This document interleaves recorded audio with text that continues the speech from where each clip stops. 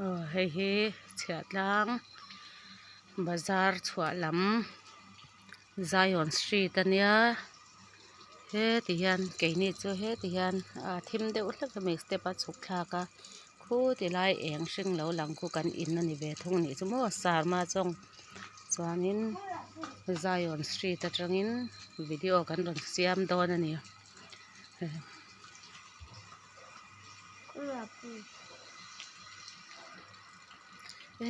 mas par hi amoi khop mai dai zin rong kan tang chi kha mas para po amoi ngang maya sarma chonga chanela da atan kan la le zung zung anga kan len ho kan veng ho hi chu kan nal tlang ve tho mai he pu ke pakate in ania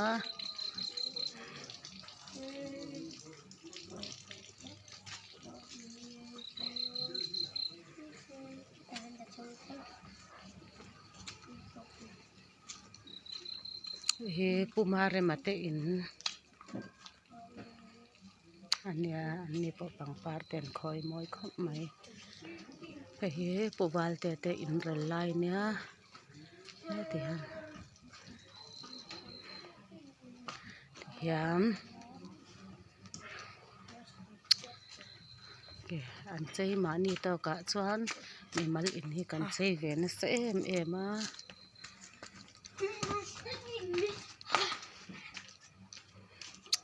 video hi fialo mai theya chan chu kongkal pa hala kan nia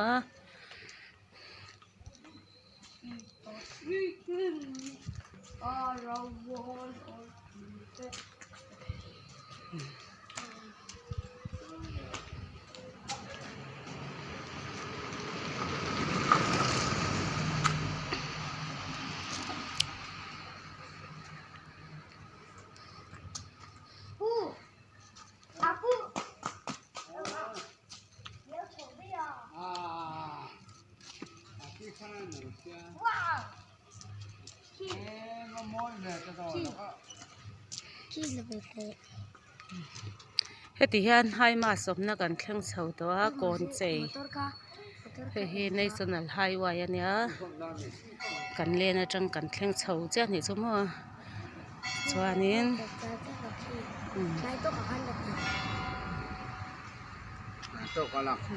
ti hian ubiak diga te po an in an chei moi na samaya ta jo kan nei do na ta jo kan nei don sia ni lo chuan he uwal buang ate in ania he ta he Noel restaurant an ni ni uwal buang ate he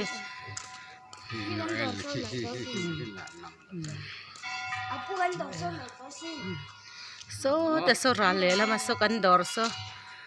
achung vis house wai kan lua ta kan dor so an lo chei na so khop mai kan VC member ten ani zela kan do chu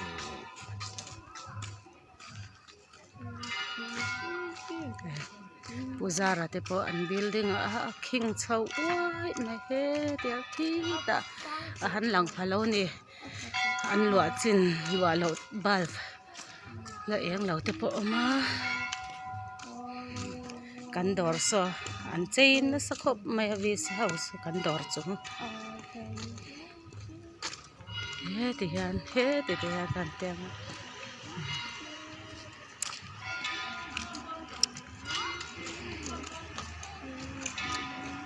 phải không về đó thì tránh chú khom kan lai ania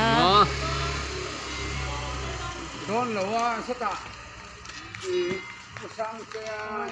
mani u asang ate po an dor an lo chei na sak an in an lo chei na sak khop maya ni sang pui te in hi ke el ha to ne chuan hei kan dor ko chu kan thleng ta reng maya bulb kan lo on lo ni he pon bulb kan on lo wangin kan dor hming po hi du angin alang chiang thei lo mai thei thim mai thei ni hian alang chiang ang chu mo sar hian hetiang hinia hian aras motor ron tlan chena arsa voksarep sanga engkim pakhoi nen kan suar ve ni chu mo chuanin ti hian kan du to kanga so pu asang ate ko chu kan thleng phei ta ni chu mo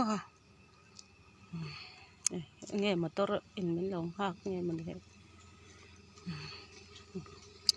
ni le tu to kang sar so ta dam venga kan lokal don ani